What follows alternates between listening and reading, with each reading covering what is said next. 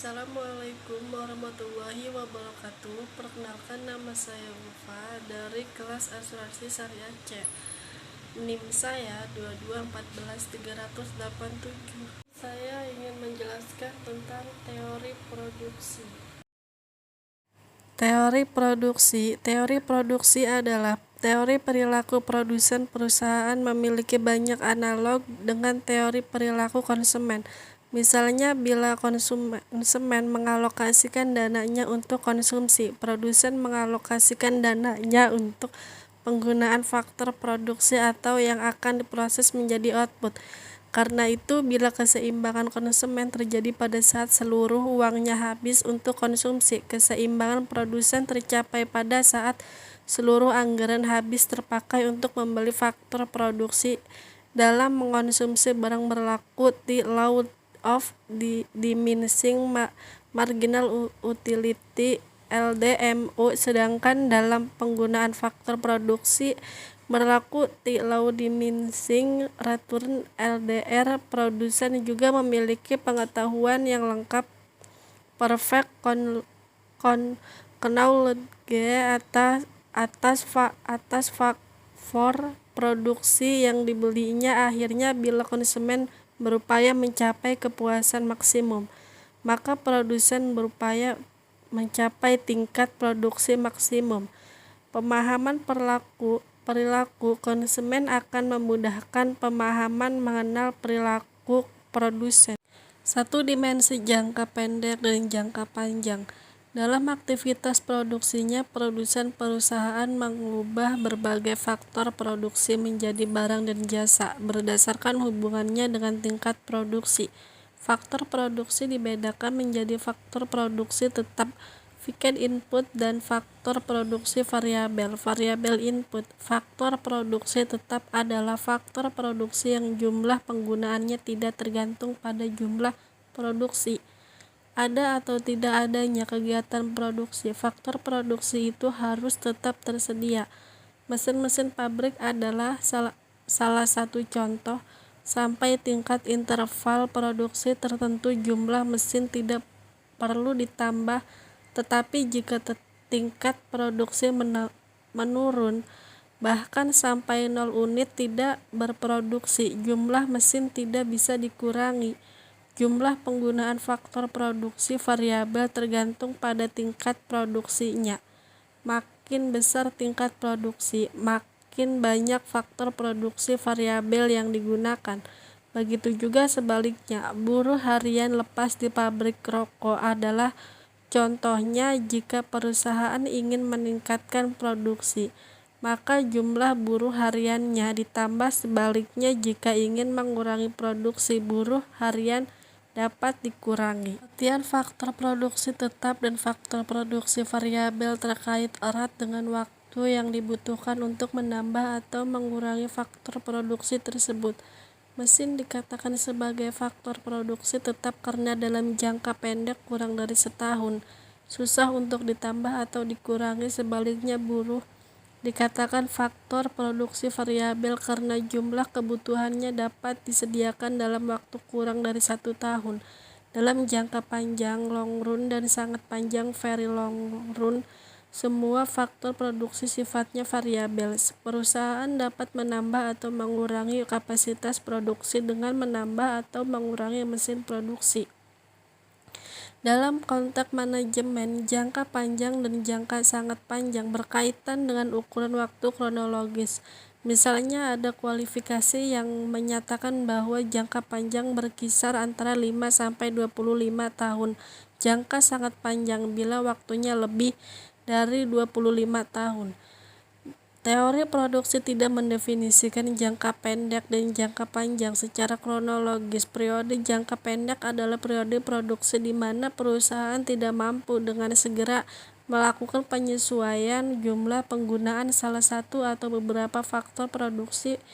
Periode jangka panjang adalah periode produksi di mana semua faktor produksi menjadi faktor produksi variabel. Tenggang waktu jangka pendek setiap perusahaan berbeda-beda tergantung jenis usahanya. Perusahaan yang memproduksi barang-barang modal, periode jangka pendeknya berkali 5 tahun. Sebab perusahaan membutuhkan waktu minimal 5 tahun untuk menambah kapasitas produksi dengan menambah mesin. Perusahaan yang bergerak di industri pengolahan periode jangka pendek. Lebih singkat, perusahaan yang mengolah makanan kalengan periode jangka pendeknya barangkali hanya 2 atau 3 tahun. Adakah perusahaan yang jangka pendeknya kurang dari 1 tahun? Ada, misalnya restoran kelas menengah ke bawah yang faktor produksi tetapnya adalah rumah dan peralatan masak atau makan.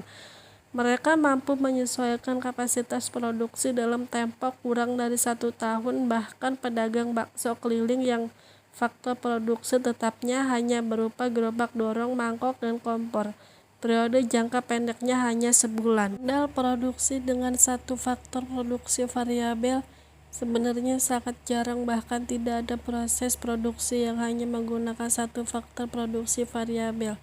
Pengertian produksi dengan satu faktor produksi variabel adalah pengertian analisis jangka pendek di mana ada faktor produksi yang tidak dapat diubah.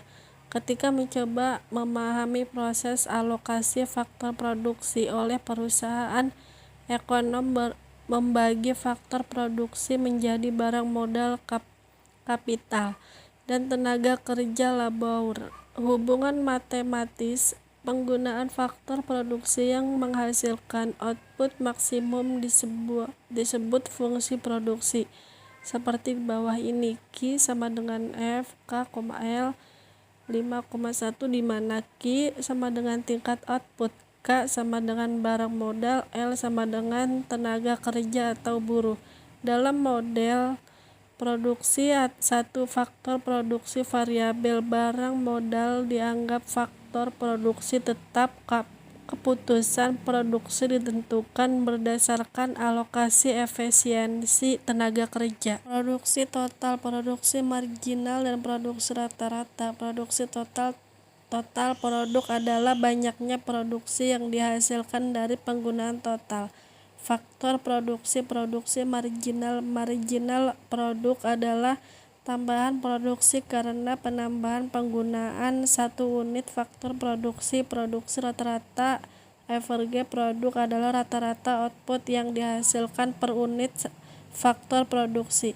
Faktor produksi total TP sama dengan F K, 1 5,2, di mana TP sama dengan produksi total, K sama dengan barang modal yang dianggap konstan, L sama dengan tenaga kerja atau buruh. Secara matematis, TP akan maksimum apabila turunan pertama dari fungsi nilainya sama dengan 0. Turunan pertama TP adalah MP persamaan 5,3.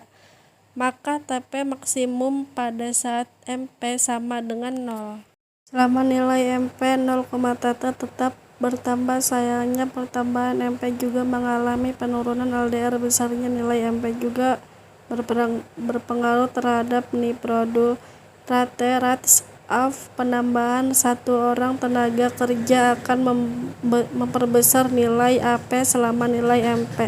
Nilai AP sebelumnya, begitu juga sebaliknya. Hal ini terjadi pada saat penggunaan tenaga kerja antara 25 orang, misalnya pada saat penambah buruh dari 2 menjadi 3 orang. AP meningkat dari 10 unit menjadi 15 unit karena MP sama dengan 25 unit. Bandingkan dengan pada saat tenaga kerja ditambahkan dari 5 menjadi 6. Tabel 5,1 dapat dipresentasikan dalam bentuk diagram 5,1. TP ternyata bergerak membentuk kurva yang mirip huruf S sehingga disebut kurva S. Schröd hukum pertambahan hasil yang semakin menurun menyebabkan kurva MP berbentuk parabola sampai menyentuh sumbu horizontal MP 0,3 jika kurva MP telah lebih rendah dari sumbu horizontal MP 0. Penambahan tenaga kerja justru menurunkan produksi total slope kurva, tapi TP menjadi negatif. Kurva AP bergerak Sepola dengan kurva MP sebelum titik potong AP dan MP, nilai AP selalu di bawah MP. Setelah itu AP di atas MP. Nilai AP juga mengalami penurunan akibat pengaruh penurunan nilai MP, tetapi penurunannya tidak setajam MP sehingga pada saat MP 0, AP masih mungkin bernilai positif bahkan tidak pernah negatif. Dengan demikian perusahaan sebaliknya berproduksi di tahap 11, yang menjadi pertanyaan adalah di titik mana perusahaan berhenti menambah tenaga kerja. Secara matematis perusahaan akan berhenti menambah kerja pada saat tambahan biaya marginal cost yang harus dibayar adik sama dengan tambahan pendapatan marginal revenue yang diterima. Tambahan biaya masih lebih kecil dari tambahan pendapatan perusakan menambah tenaga kerja. Begitu sebaliknya, tambahan biaya dalam B ini adalah upah target tenaga kerja, tambahan pendapatan adalah prodal marginal dikalikan harga jual barang. Yang perlu direnungkan adalah apakah bila nilai AP meningkat berarti S meningkat. Bila nilai AP meningkat, terakhir ini menunjukkan bahwa ada yang lebih penting dari sekedar memodernisasi mesin, yaitu memodernisasi sumber daya manusia ST, terutama dengan mengubah cara berpikir dan sikap hidup. Dengan modernisasi SDM, kemajuan teknologi akan meresap ke dalam diri manusia. Dia teknologi dan mendorong peningkat efisiensi. Seorang ekonom senior, Paul Krugman, menggunakan konsep ini untuk menjelaskan mengapa negara-negara yang dikenal sebagai macam Asia Timur mengalami krisis ekonomi. Di model produksi dengan dua faktor produksi variabel, dalam bagian ini kita melonggarkan asumsi adanya faktor produksi tetap baik barang modal maupun tenaga kerja sekarang bersifat variabel. Namun yang harus diingat bahwa pelonggaran asumsi ini masih tetap terlalu menyederhanakan persoalan, sebab dalam kenyataan faktor produksi variabel yang digunakan dalam proses produksi lebih dari dua macam. Dalam studi ekonomi yang lebih lanjut, pembahasan alokasi faktor-faktor produksi lebih dari dua macam faktor produksi secara efisiensi akan menggunakan model ekonometrika. Dalam model produksi dua faktor produksi variabel ini, analisis cukup menggunakan perjelasan grafis dan matematika sederhana.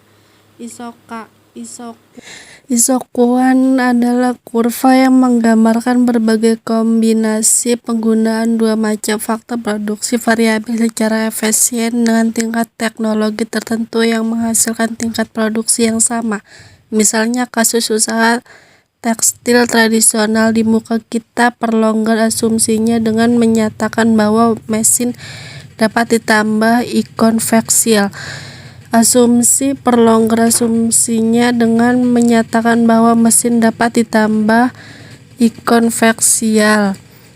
Konsumsi konveksitas analog dengan asumsi pada pembahasan pelaku konsumen, yaitu kurva indiferensi yang menurunkan dari kiri atas ke jannah bawah, downward sloping. Produsen dapat melakukan berbagai kombinasi penggunaan dua macam faktor produksi untuk menjaga agar angka produksi tetap kesediaan produsen untuk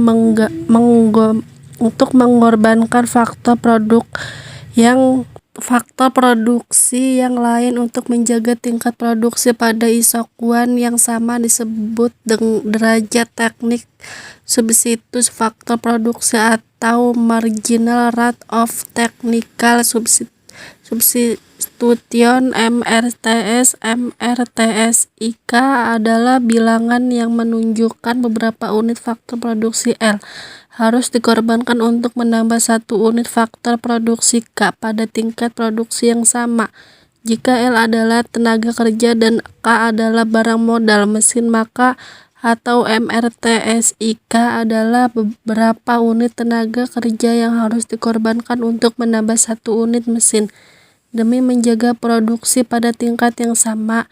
Dasar pertimbangan substitusi faktor produksi adalah perbandingan rasio produktivitas.